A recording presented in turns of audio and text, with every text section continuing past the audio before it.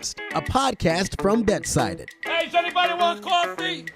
Who wants coffee? It's sports betting for everyone. I'm here to tell you today that the New York Yankees season is done. Stick a fork in them, it's over. Lamar Jackson, I can't believe he's that low on the list that he's my bet for sure at this point in the season. Early leans, best bets, props, parlays. If you can bet it, we've got it. I'm taking the over on this. If you look at the last 5 games, this is a game waiting for points to be scored. Tom Brady, I think everyone's heard of him. If Brady puts up the numbers, they have the 10th easiest schedule the rest of the way. Get in, get out, and you're ready to go. I think they're going to have to give him the award if Dallas ends up locking up this division and possibly even that number 1 seed. And here are your hosts, Ben Heisler, Iain MacMillan, Peter Dewey, Donnavan Smoot, and Reed Wallet. What comes before anything? What have we always said is the most important thing? Breakfast. Family. I thought you meant the things you eat. What's happening, people? It is Bet and Breakfast on a Thursday morning. The Thursday crew is here, all decked in blue today. Although I can't tell, is that a blue sweatshirt, blue hoodie, Ian, or is that gray? No, it's blue. It's blue. All right. We're feeling blue today, Ben. We are feeling blue, abadi, abadai, whatever bad other blue references you want to throw into the mix. We'll take it. Ben Heisler, Iain MacMillan, Donnavan Smoot, the Thursday crew is here. Fellas, we got some basketball back tonight. We'll go through our favorite bold predictions for the Sweet 16 coming up in just a few short minutes. We will also take a look at the current state of the NFL. I think a certain team is maybe getting a little too much value considering their current state. So I'm curious to get their thoughts on that as well. Of course, our best bets for Thursday night as well. But we have to start with what we've been talking about for what feels like the last 9-10 days or so, right? It's been a nice subject of conversation, certainly around work, both at the office and then once we've gone back. And that is the Arkansas Razorbacks 2 wins away from a Final Four.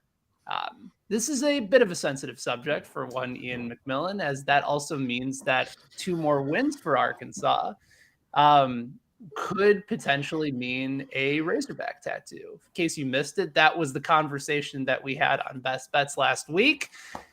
Not a fan of one Arkansas. So before I get Ian's current state as to whether or not this tattoo is starting to creep in a little bit, like Donnavan, are you looking at this matchup tonight between Arkansas and Gonzaga? Are you watching it in an entirely different perspective? Like, forget the fact that Gonzaga's 9.5-point favorites. Are you just believing and trying to will Arkansas to a victory, knowing that it's just one more away from a permanent fandom on one Iain MacMillan? I'm actually going to be I'm not going to be fun. I'm on Ian's side on this one. I don't want to see Ian get a tattoo. So we're actually rooting for Gonzaga. But I am watching it with a different eye because I don't have a tattoo on the line. So I'm chilling.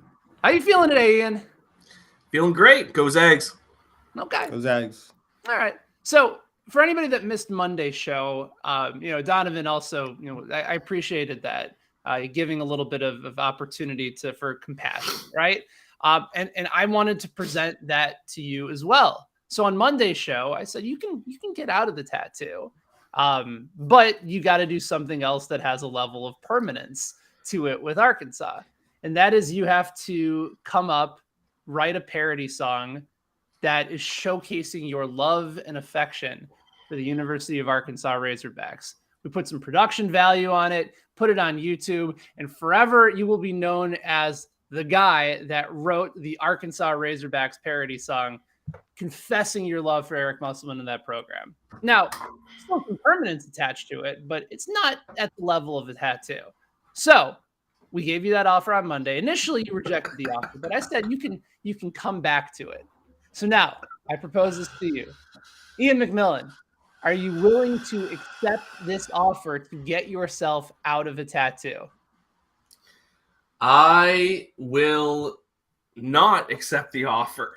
To be honest, man, come on. Creating a parody song? That might be just as bad as a tattoo. No, I will not accept your offer. Yes, Arkansas is 2 wins away. They're halfway there, but now they have to take on Gonzaga, and then if they happen to beat the number 1 overall seed, they're going to face Duke or Texas Tech. They are not getting past this weekend. They barely got past Vermont and New Mexico State. They're not winning 2 games this weekend, and I'm a man of my word. I might have opened my mouth a little too quickly to put that big of a bet on the line with really there's no benefit if I win at all. But I'll stand by it. Arkansas makes the Final Four. I will get a hog tattoo. Okay, I think I'm going to get on top of my foot. I think I've decided where I'm going to get it. Right on top of my left foot. I respect that. Now, Ben, what you have to do is throughout the day, you just have to keep giving Iain scenarios so that he can keep doing the deal or no deal. And like every 2 hours, you have to be like, okay, well, you can do this, and then Iain has to come out and be like, no deal, and have a little thing. First of all, that's actually a great idea. The problem is that I thought I came up with like the ultimate scenario of like, okay, like if there's going to be something permanent attached to it, this would be it.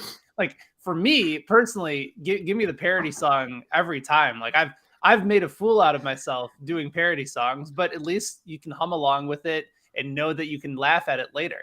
Like Iain, if you're going to be at the beach this summer, like will you be able to laugh at a Razorback on your left foot? Like I don't know the answer. That might just be for you. Maybe it's something you look back on fondly later on. I don't know. Yeah, thankfully I'm not much of a beach guy, so it's not really going to be a huge issue. Maybe one day a year I might have to deal with it being shown in public, but it's not going to happen anyways, man. I'm confident. Hey, come on, they're not going to beat Gonzaga. They're 9-point underdogs. I'll be clear of this bet tonight, and I'll wake up tomorrow feeling good, feeling happy, feeling relieved. They're not beating the Zags. Okay. I listen, I don't think they're beating Gonzaga either, both from my own personal bracket as well as our team's perfect second chance bracket, right? Like we have Gonzaga going down in the championship game to what is it? How do you do the Cougs thing? Right here. Oh, ring finger and thumb. Yeah, ring finger and thumb. Go Cougs. Go Cougs. Cougs are winning it all. It's still available, I believe, at 12-1 over at WinBet to win the national championship. So that actually is a good opportunity for us to start today's show by taking a look at all these different Sweet 16 matchups. And they are fairly compelling. Starting with today's slate, you have that initial game, right? Number 4 Arkansas, number 1 Gonzaga. Zags are 9.5-point favorites, total of 155. A little bit later on, it's Michigan and Villanova. Wildcats 5-point favorites in that one. Late games tonight, Texas Tech, Duke. Fascinating 3-2 matchup. You have the Blue Devils as 1-point underdogs, despite having the lower numbered seed. Total of 137. And then Houston, Arizona, another fascinating match. Like the games, I would say today, completely trump Friday's matchup, right? Like if you're going to watch Sweet 16 action, it's going to be today, right? Yeah, it has to be. I mean, like you look at Friday's matchup, one of them is St. Peter's. I mean, everyone kind of knows what the outcome of that game is going to be. And then Iowa State, Miami's an 11 versus 10. So tonight's matchups are by far better than tomorrow's matchups. Although UNC and UCLA is tomorrow, that's going to be a pretty fun game. But tonight's a great slate. It's a great slate tonight. It'll be a really fun game. Like before we dive into some fairly bold predictions, because I was looking through our list and everybody has something that I think is going to catch all of our listeners' eyes. Is there one particular matchup that you are most excited for, Donovan? There's a couple. I don't know. Like we were talking, today's really great. I think tomorrow, waiting for UNC, UCLA, I think that's going to be really fun. And we can get right into the bold predictions for it, and I'll give mine. But I think I think North Carolina is going to win this very convincingly. I think North Carolina is a 2.5-point underdog. I think they win this by double digits. And so I don't think Panic Mania. Exactly. I don't think it's particularly close. And I don't know if it's a bold prediction for us because we had North Carolina in the Final Four in our perfect second chance bracket. But if you're just talking about, picking an alternate spread, an alternate line, I would, very heavily consider putting not a lot, but putting some money on North Carolina to win this by double digits. I think when you think about the way that they're defending right now, you think about the way that they're shooting. Manic Mania is real. RJ Davis last game against Baylor was on fire. I think that UNC right now is in the perfect situation to come in and shock UCLA, and they feel like that perfect combination of a team that gets hot, but also their blue blood who has some experience in the tournament and just has this mystique of being North Carolina. And I think that works out very, very heavily in their favor. I'm glad you brought up their defense for a second, because we talked about that on Tuesday's video a little bit. Like, everybody has given UCLA their praise for being a really solid defensive team, and they're top 20 in both offense and defense in KenPom this year. One of, I think, 4 or 5 different teams that rank in that mix. But the last 5 games, this is something that I brought up on Tuesday. Their defensive rating is 104.2. That's 39th percentile in college basketball, versus North Carolina, who hadn't really figured it out until later. Like you said, Donovan, they're in the 89th percentile in defensive rating right now. They're also in the 91st percentile in offensive rating. UCLA's offense has been better. They're in the 95th percentile in offensive rating. But I think if you're going into this game thinking that it's only going to be, North Carolina is going to be slowed down by UCLA, last 5 games is not an indication that they're playing good defense right now. So I'm with you. I like North Carolina in this game. Ian, I think you do as well. Yeah, I like UNC. Finally starting to play good defense. They're a talented team. Manic Mania. Brady Manic's might be my favorite player in the country right now. He's going to intimidate them with his scraggly little beard. I like UNC a lot. All right. What about from a bold prediction side? From Donovan's perspective, it's a double-digit win for the Tar Heels over UCLA. Give me something bold to be able to back on tonight. I don't know how bold this prediction is, but it's going to be Coach K's career is going to have a disgraceful end tonight, because this might be his last game if he loses Texas Tech. I forget what game it was I was watching in the first or second round. I think it might have been USC in Miami. But there was some game, and it was a 1-point game, and the feed kept cutting to Coach K walking into the building. Who cares about this guy anymore? It's enough with Coach K. And we know time after time he's not exactly the best loser in the world. That was shown when he lost to UNC in his last regular season home game there. Very funny. Yeah, so if he loses tonight, I don't think he's going to gracefully lose. He who knows? Maybe he'll fall on the court because he has back spasms or something. I don't know. It's gonna get ugly if he loses, especially if he loses big. So my bold prediction is that Coach K is gonna have an ugly, disgraceful end to his career tonight.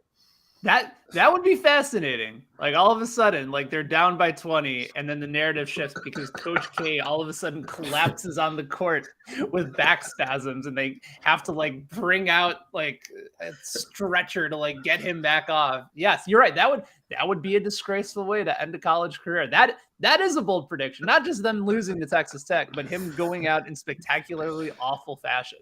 He's gonna find a way to blame the loss on like the assistant coach, or find a way so the loss doesn't go on his official record and it goes on one of the other coaches. He's gonna some excuse he's gonna pull out tonight when he loses. Right. I never wanted John to take over. I was never ready to leave. Yeah, it's awful.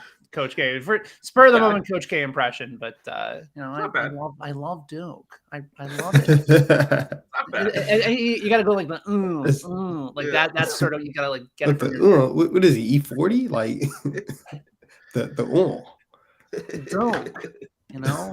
We're Duke. We play a certain way. All right.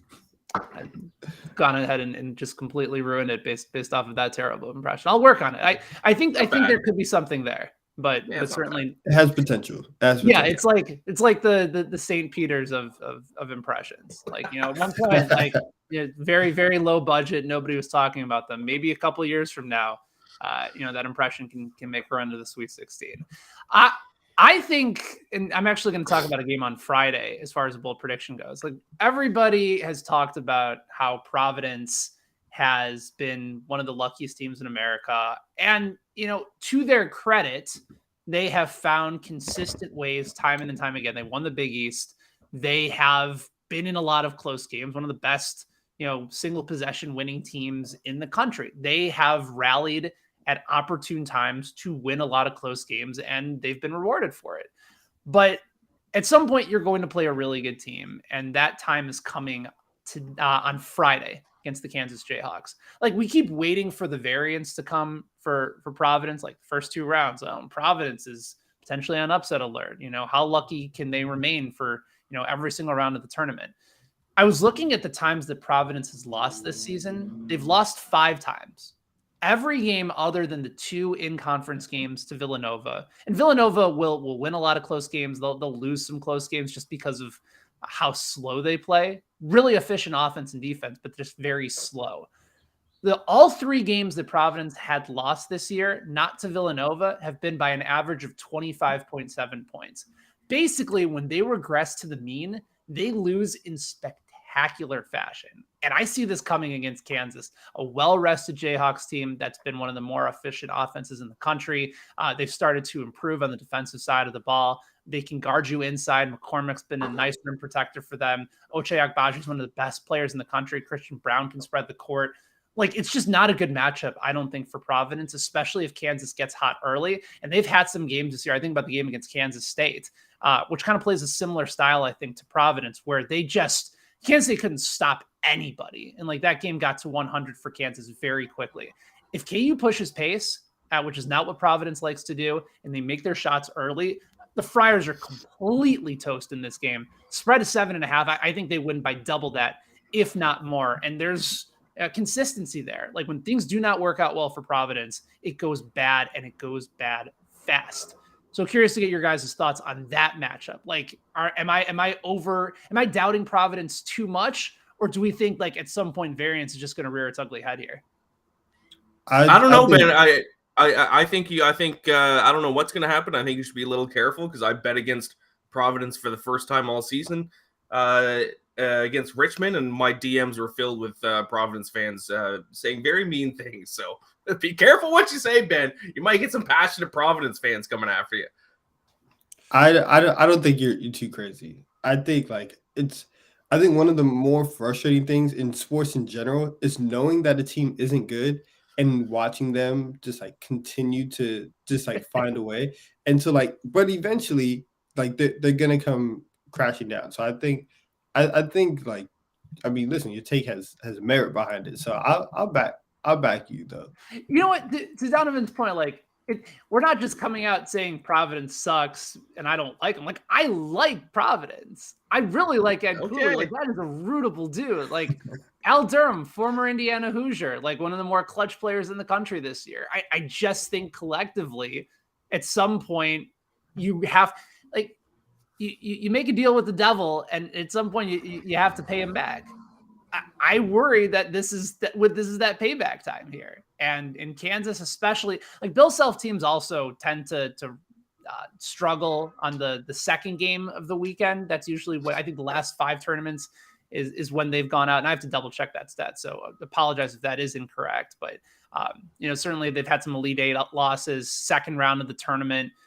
With enough time and with enough rest, it just feels like it sets up very poorly for Providence. And so part of the reason that I'm going to be back in Kansas, even at 7.5, those Providence games can tend to get out of hand fast if they're not making shots and when everything starts to regress a little bit. So those are our bold predictions for the Sweet 16. Before we dive into best bets for tonight, I do want to talk to you guys about the current state of futures in the NFL, because we've had a lot of movement, and obviously we had a massive trade on Wednesday that saw Tyreek Hill go from Kansas City to the Miami Dolphins. Dolphins give up, 6 draft picks for this year, 2 next year.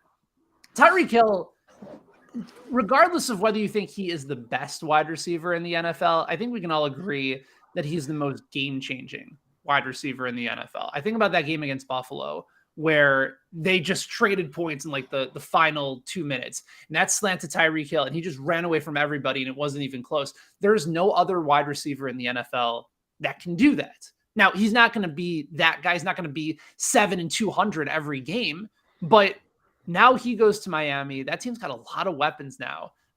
Defensively, like they can actually start to improve a little bit. Their corner play second half of the season was much better. But I'm looking at the Chiefs at WinBet right now, and they're behind the Bills.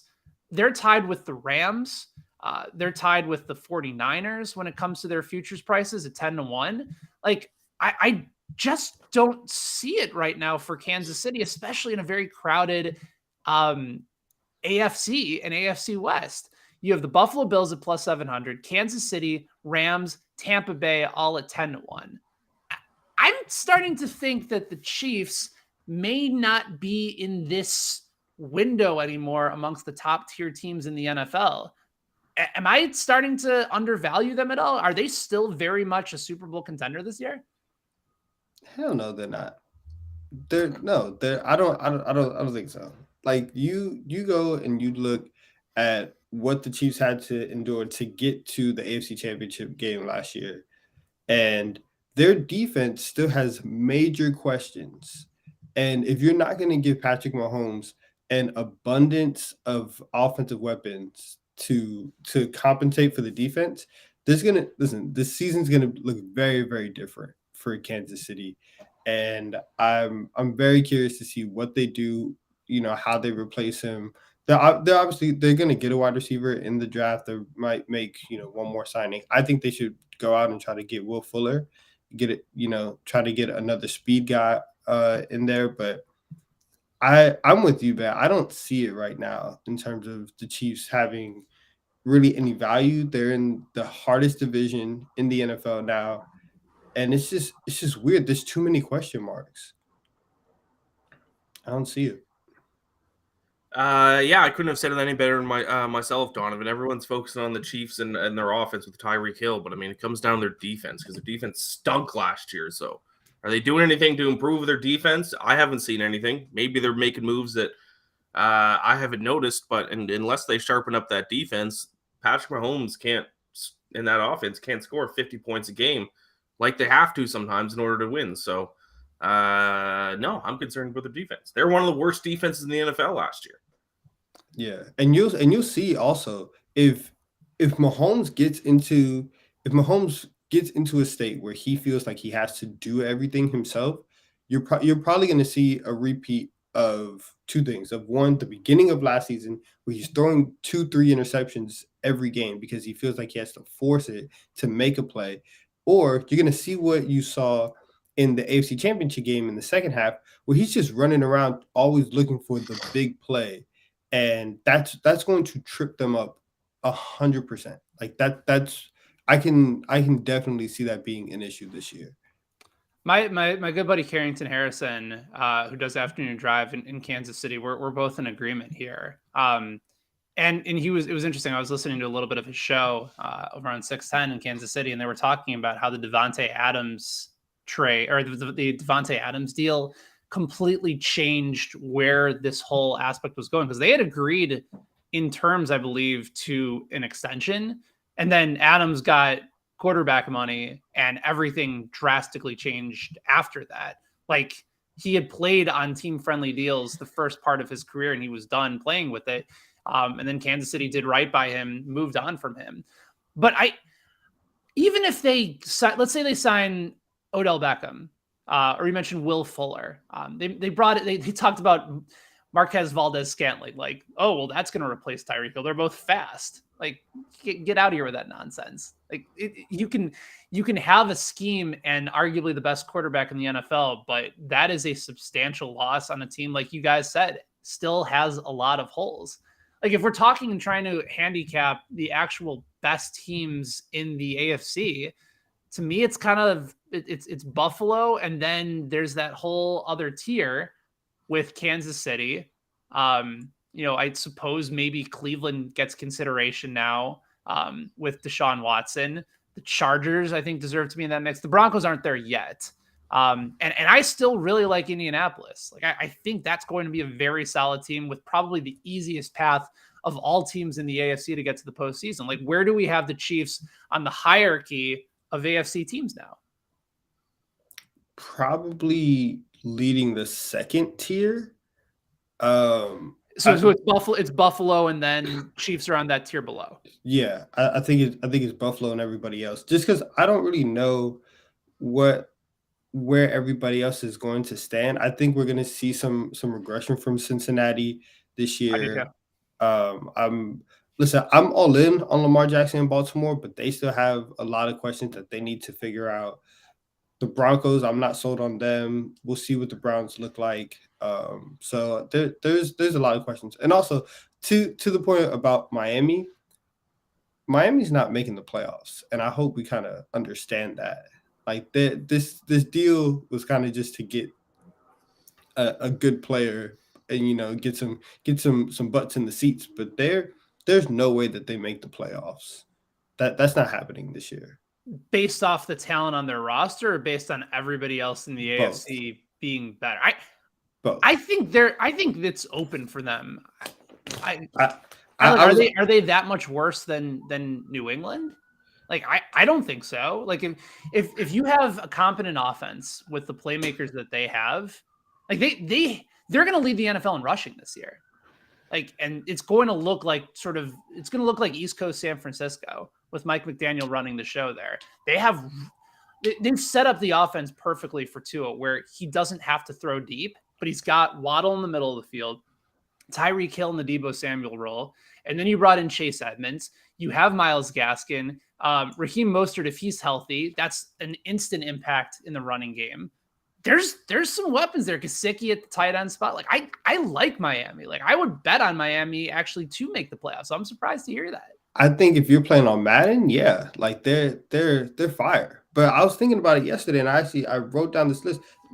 These are all the teams I would take above Miami. I would take the Bills, the Chiefs, and this is in no order. Bills, Chiefs, Colts, Ravens, Chargers, Bengals, Raiders, Broncos, Browns. That would leave Miami on the outside looking in. I would have all those teams ahead of Miami. I just don't see it right now. All right, so the natural follow-up, Ian, is do you look at Miami as a playoff team, and who is at the top of the charts when it comes to evaluating and handicapping the AFC?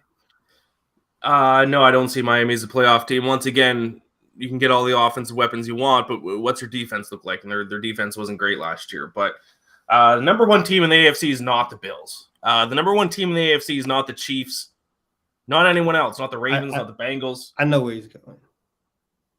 Go.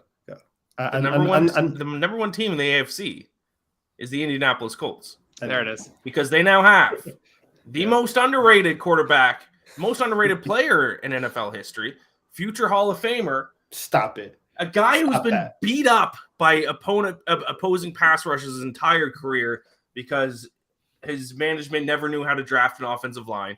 A guy who will now be playing behind one of the best pass protecting offensive lines in the NFL, will have all the time in the world to throw. That is Matt Ryan and the Indianapolis Colts. They will be the number one seed in the AFC this year. They will go on to the Super Bowl. If somebody holding a Colts 28-1 ticket, I can get behind that. They're now at 18-1 over at WinBet. Donovan, it sounds like you're not buying in the love on the Colts. Colts are a good team. Hates Matt Ryan. I don't hate Matt Ryan. I'm real about you hate him. I'm real. You hate him. Listen. Unjustified hate towards my guy. You said he was a Hall of Famer, Ian. That's not true. Might not be first ballot, but he's a Hall of Famer. No, he is not. He's not. There's two guys, especially in this era, that if they get into the Hall of Fame, and look, they're good players. I'm not even trying to hate.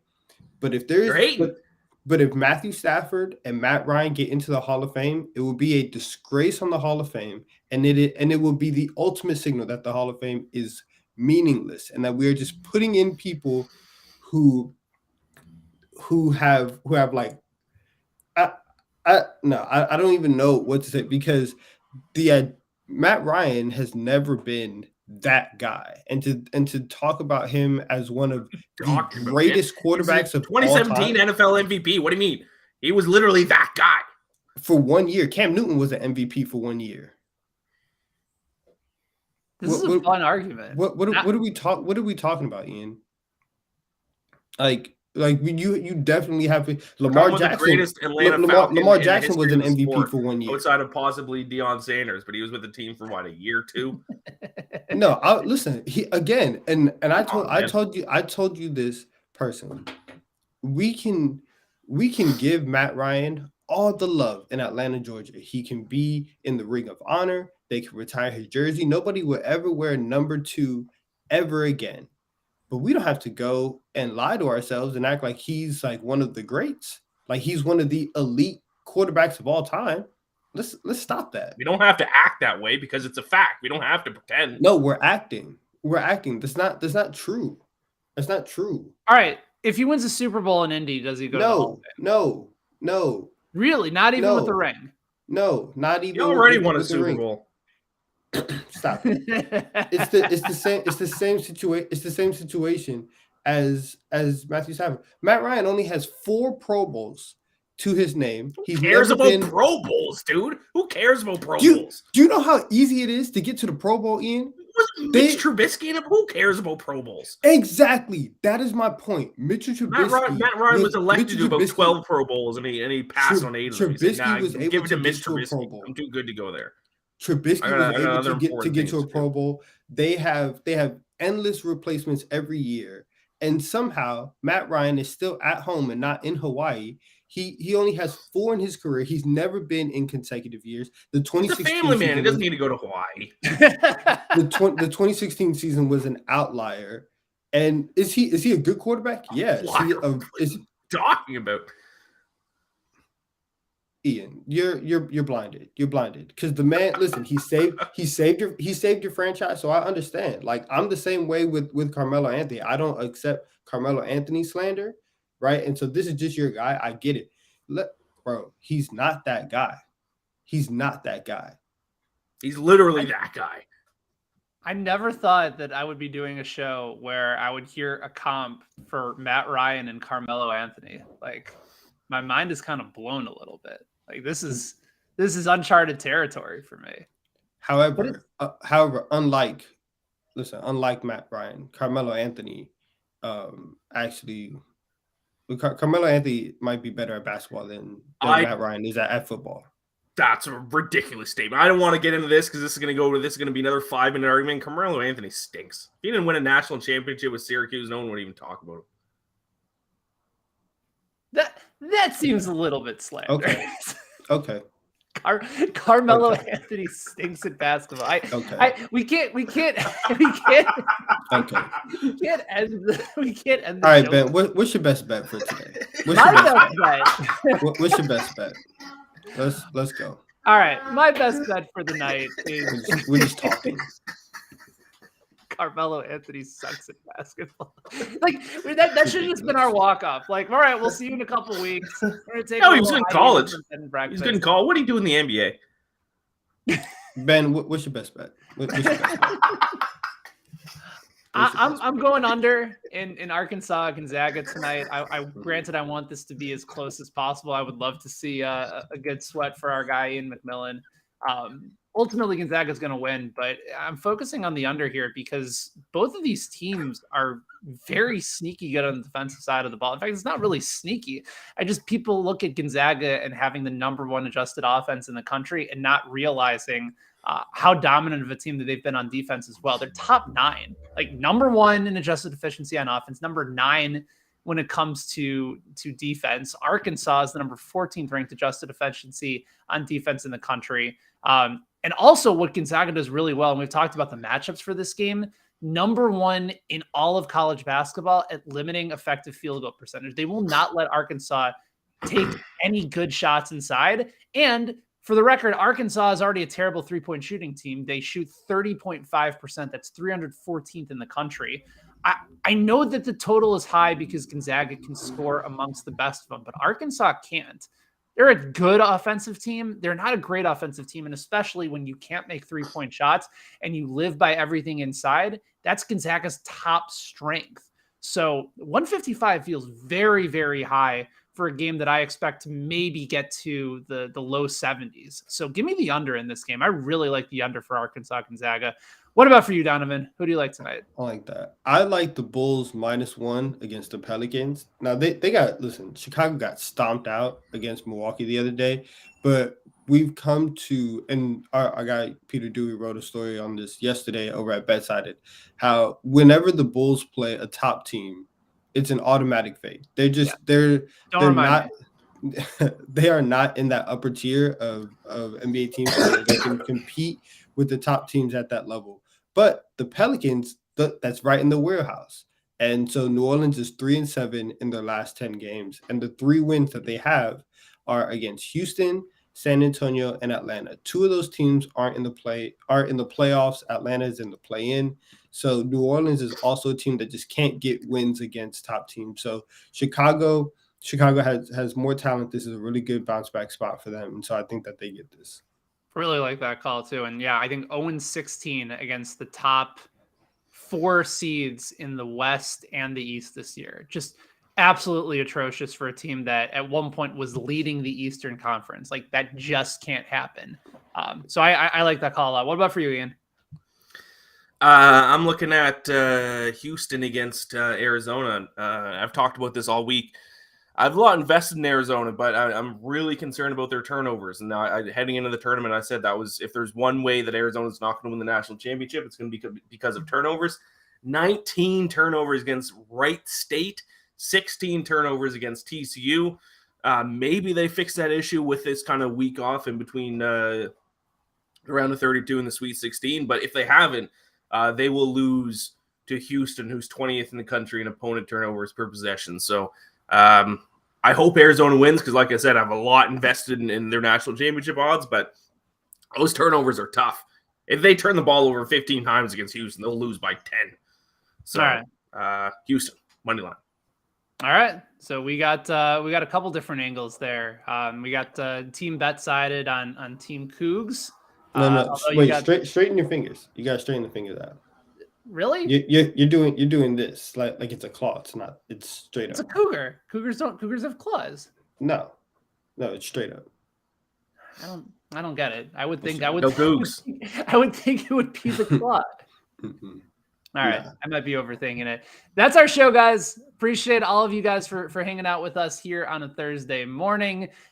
We covered a lot of ground from Razorbacks to Carmelo Anthony apparently sucks at basketball to comping. Stop repeating that. Stop repeting that. It's not true. It's not true. Funny.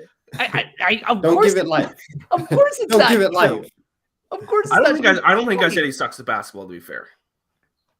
All I know is that for the last 5 minutes, there's Ben right here, there's me, and there's Ian. I have not been looking at Ian for the last 5 minutes. My eyes have been completely up. For Donovan up top, for Ian. He was great at Syracuse. Great Syracuse player. Let him do a national championship. Let's get out of here. Let's get out of here. I'm Ben. Thanks for hanging out. May all of your best bets hit here on Bet and Breakfast. We will talk to you again very, very soon. Until then, so long. Be good, everybody.